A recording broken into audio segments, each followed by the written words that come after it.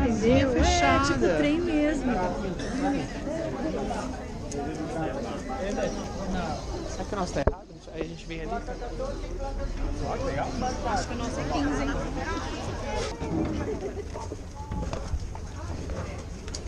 Maravilhoso. É. Pelo amor, né? Bem-vindo ao mundo real.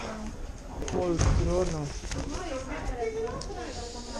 38. Ixi, já passamos, não? Não? 38, aqui. 38 e 37, aqui, ó. A gente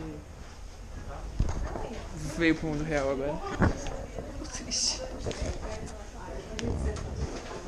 Tá tudo bem. Ah, o que vale a experiência. É, na próxima a gente vai mostrar pro meu camarote pra Não, vocês. é verdade. Vou voltar pra ir no camarote.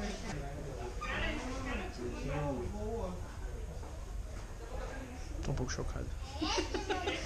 A nossa cara, gente. Gente, Ai, gente nem... Parece o dia que a gente foi no museu de ônibus. Olha lá, estamos vivendo a experiência. você acha que é o vídeo que a gente foi no museu do Forte. transporte público? Mas não é. Dá até tristeza. Parece o CPT. Confirmado mesmo, tá? A gente vai voltar de costa. E no banco de busão. Mas assim, a volta custa realmente muito mais barato do que a ida. Não dá nem pra reclamar. R$21 por pessoa. E a ida 125 por pessoa. Naquele vagão. Outros vagões são mais caros.